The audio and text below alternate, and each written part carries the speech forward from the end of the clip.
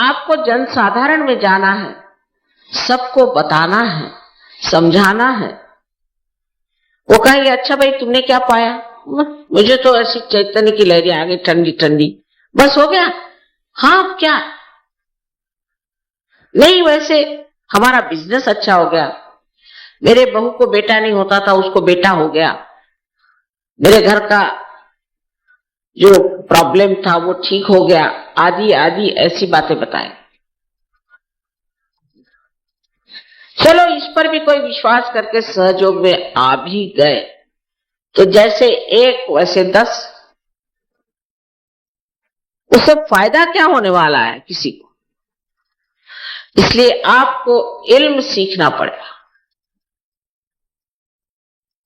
इसकी तकनीक जिसे कहते हैं, हिंदी में शब्द इन्होंने बनाया टेक्निक से तकनीक। इसकी तकनीक सीखनी पड़ेगी हर एक सहयोगी को, जो बहुत ही आसानी से सीखते हैं। मैं भी मेडिकल कॉलेज में पढ़ी हूं, बाप रे बाप, हड्डियां लेके सोना पड़ता था, वो हड्डी के एक एक पुर्जे को याद करना पड़ता, कहीं बच्चे को काट, कहीं मुर्दे को काट। 7 साल में तो कोई पास नहीं होता, तो 8-10 साल में अगर पास हो गए तो कहीं जाके आप डॉक्टर हो जाते। फिर भी अगर किसी अस्पताल में आप गए और कहा कि पता लगाओ इनको क्या बीमारी है, तो आपकी पूरी अतड़ियां निकाल देंगे, आंख निकाल के धो के फिर फिट कर देंगे, दांत निकाल के फिर फिट कर देंगे और कहेंगे कोई बीमारी नहीं। लेकिन सहयोग में तो आप खड़े हो जाइए, फौरन पता चल जाता 1 मिनट में क्या तकलीफ है, फौरन पता हो जाता है कि आपको क्या तकलीफ है और दूसरे को क्या तकलीफ है। तो संवेदना अपने अंदर आनी पड़ेगी। उस संवेदना के साथ इल्म भी आना चाहिए कि इसमें हमने अभी देखा, इसको ठीक कैसे किया जाए। अभी एक साहब ने लिखा कि मां, मैं जब दूसरों को ठीक करता हूं तो वो मैं कमजोर हो जाता हूं, क्योंकि आप सोच रहे हैं आप कर रहे हैं, आप मेरा फोटो रखो, उसको ही बीमार हो जाते, मैं तो होती नहीं। कहना मां तुम ही कर रहे हो गया काम खत्म। आप अपने ऊपर ले लेते हो, तब ये प्रश्न खड़े हो जाते हैं। नोएडा में सहयोग बड़े जोरों में बढ़ रहा है, इसमें कोई शंका नहीं। पता नहीं, मुझे भी यहीं पे जमीन मिल गई, यहीं पे घर हमारा भी बन रहा है, कुछ बात होगी नोएडा की भी। पर यहां के सहयोगियों को सहयोग का इल्म कितना मालूम है वो मैं आकर जरूर देखूं। इल्म मालूम जरूर करना ही पड़ेगा, नहीं तो ऐसा हुआ कि आप किसी यूनिवर्सिटी में फर्स्ट ईयर में ही फेल हो करते रह रहे। जब तक आपको इसमें पूरा गुरुत्व मास्टरी नहीं आ जाएगी, तब तक आप सहयोग में बिल्कुल बेकार आए हैं, आपका कोई उपयोग नहीं। जंगलों में लाइट लगाने से क्या फायदा? समाज में हमको प्रकाश देना, तो अब आपको समाज में उतरना पड़ेगा। भागना नहीं है समाज से, गंदगी से भागिए, पर समाज से भागने की जरूरत नहीं।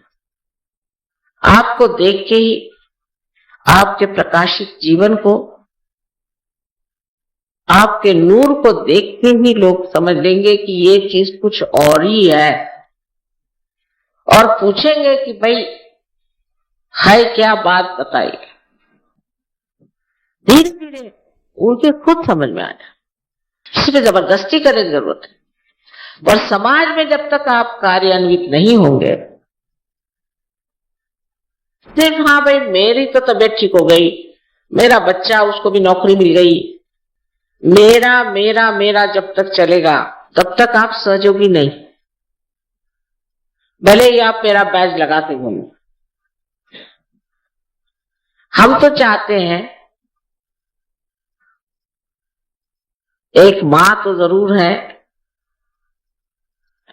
लेकिन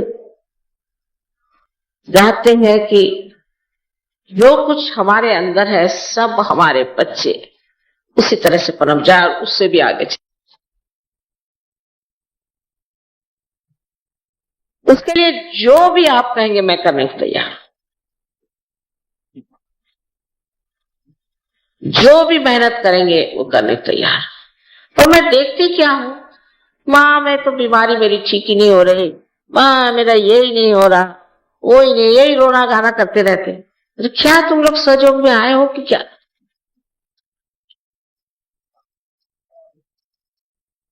अगर सहयोग में आके आपकी बीमारी नहीं ठीक होती तो आप में कोई ना कोई खराबी है, सहयोग में कोई खराबी। तो अच्छा है फिर से जन्म ले लो, छोड़ो सहयोग को। ऐसा सहयोग क्यों करते? बेहतर है आप छोड़ के चले जाओ और सबको बख्शो। रोज मुझे 5-6 बजे तक बैठना पड़ता है, सवेरे 6 बजे से 6 बजे तक यही सब रोना लेकर लोग पहुंच जाते। ऐसा कोई जब कहे अब कुछ नहीं चाहिए मां, बस सब मिल, अब बस ठीक चल रहा है, तब फिर तबीयत बनती है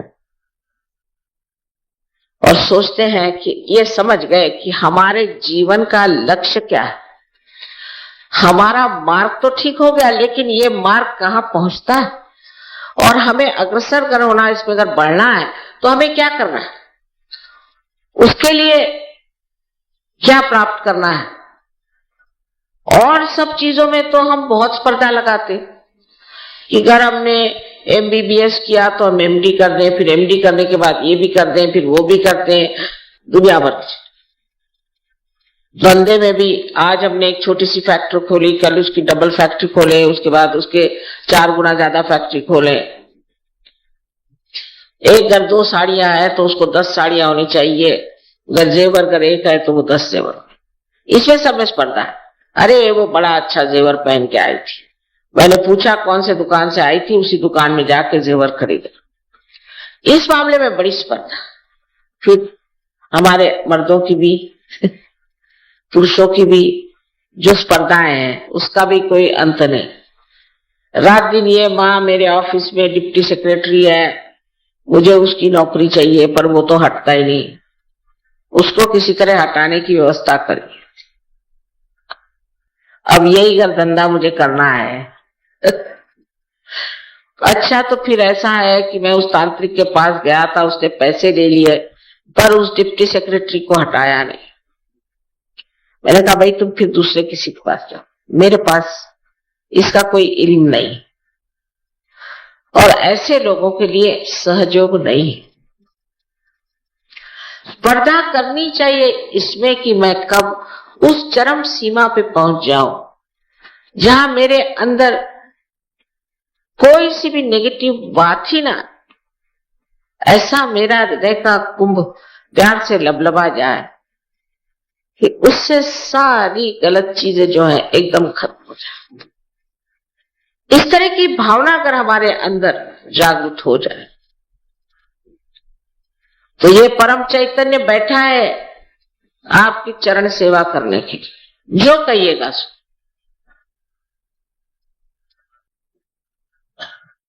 तब आपके साथ बेइंसाफी नहीं होगी, इंसाफ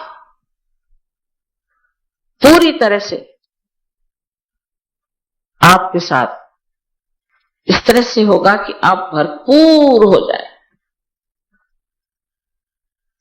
ऐसे भी बहुत से लोग सहयोग में मिले और मिलते हैं, इस नोएडा में भी हैं और इस दिल्ली शहर में भी है, जहां मैं तो सोचती थी कि बबूल के झाड़ के सिवा कोई झाड़ ही नहीं हो सकता, वहां गुलाब खिल गए।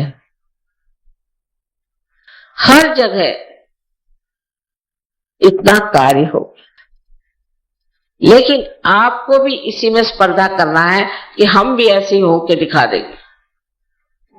इसके लिए कोई आपको कॉलेज में भर्ती नहीं होना है, कोई आपको पैसा नहीं देना है, कोई खर्चा नहीं करता है,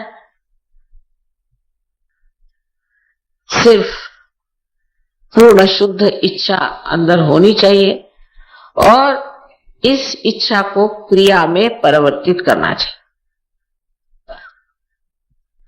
फिर देखिए आप कहां से कहां चले जाते और कहां से कहां आप कार्य करते हैं।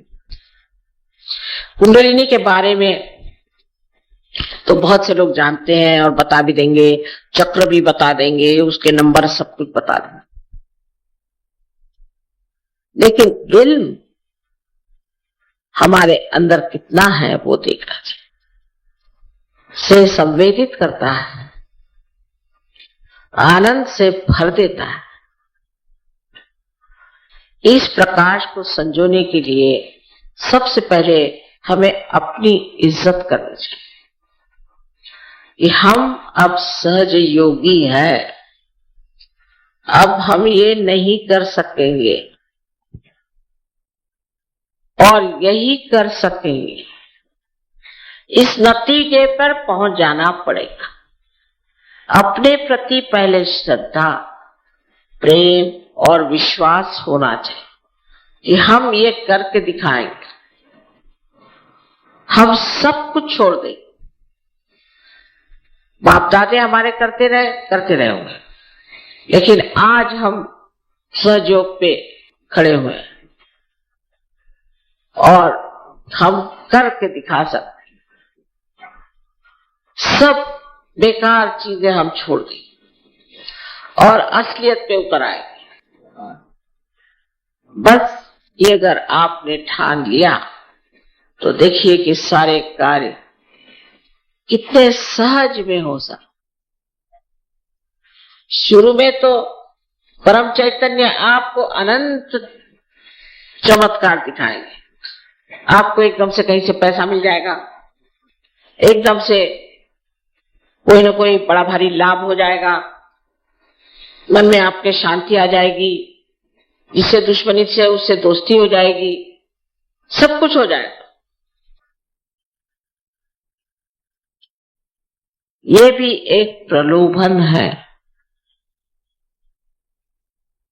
अब मुझे यहां आना था, रास्ते में बहुत सी चीजें देखने की थी और अगर मैं बीच में ही उतर जाती तो यहां कैसे पहुंचती। तो किसी भी प्रलोभन में नहीं पड़ना है, अपनी मंजिल पे जाना है और आपका मंजिल है पूरी तरह से सहयोग में प्रभुत्व। पूरी अथॉरिटी सहयोग की आपके अंदर आनी चाहिए और उस अथॉरिटी के साथ सबसे बड़ा गुण है प्रेम। उसका सबसे बड़ा अलंकार है नम्रता और उसका सबसे बड़ा देना है आशीर्वाद। परमात्मा आप सबको सुबुद्धि दे और आप सबको अनंत आशीर्वाद।